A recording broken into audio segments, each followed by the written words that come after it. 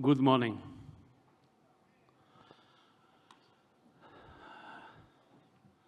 This is not a normal year. We are all aware of it.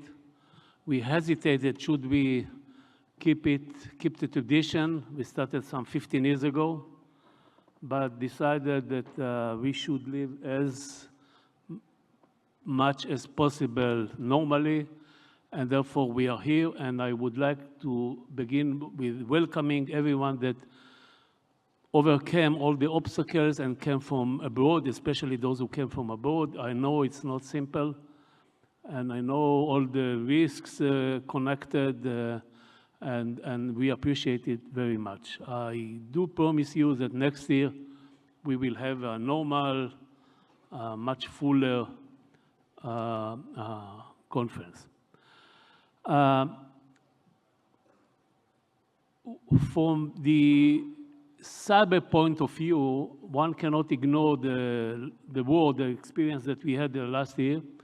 And I would say, despite some more than 15,000 rockets and missiles, and unmanned UAVs carries weapons that were launched against the Israeli population, all types of attacks, but the first one in October the 7th, which was done with simple guns, all of them, all the more sophisticated ones failed, including cyber attacks on our infrastructure. Still, there is a lot to learn from this experience.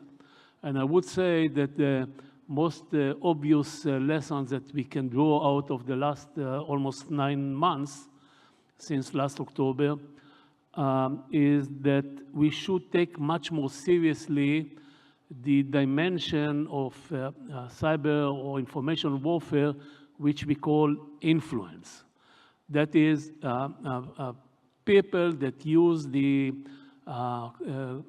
computerized communication networks, social networks, etc., to disperse fake news, deep fake, to include also AI, and to influence certain audiences to believe in lies.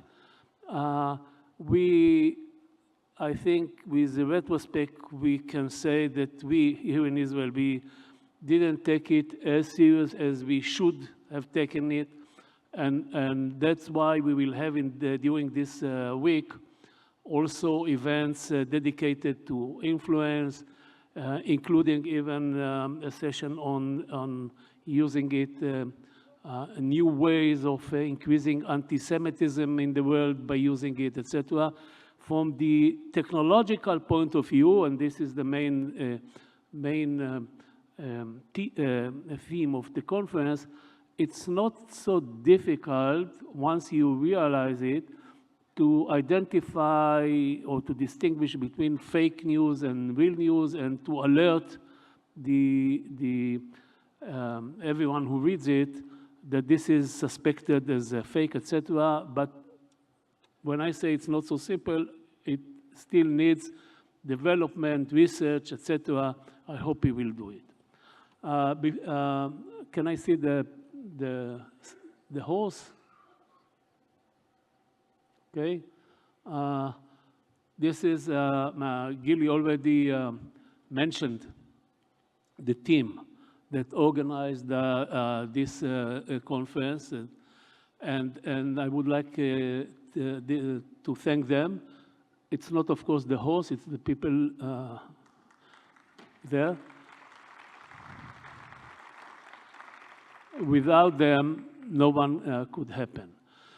Before I will call the president of Tel Aviv University to talk, I would like you to watch for a minute and a half or something like this, a short video clip produced by Tel Aviv University, describing the involvement of the university in the last year events. So the clip, and then Professor Ariel Porat should speak to you. Thank you. On October 7th, the State of Israel experienced one of the most difficult moments in its history. We have breaking news out of Israel this morning where Hamas has launched a surprise attack. Israelis woke up today to find their worst nightmares had come true. The worst terror attack in Israeli history. The very day after the murderous attack, the university established, with the generous support of its friends, a special emergency fund for offering immediate assistance in a variety of areas. About 7,000 students who were called up for military reserves received scholarships. We opened a trauma clinic, which is already treating hundreds of people. We hosted classroom studies for 600 evacuated children from Kiryat Shmona. We established hotlines for psychological support, and we expanded the teams of caregivers and social workers. We granted free temporary housing in our dormitories to evacuees from the Gaza envelope and northern Israel. We sent DNA experts to help identify the victims of the attack. We provided free first-aid dental treatments for those in need. We donated our time and effort by volunteering in a variety of important initiatives.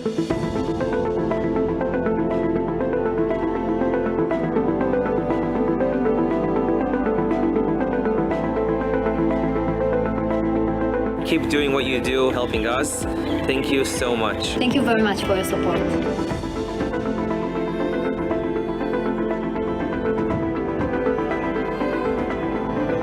Together, we will continue to work to secure the future of the State of Israel, to lead research and development for the benefit not only of the academia, but society at large, and to train new generations of experts to lead and shape science and technology, society, healthcare, and national security in the years to come.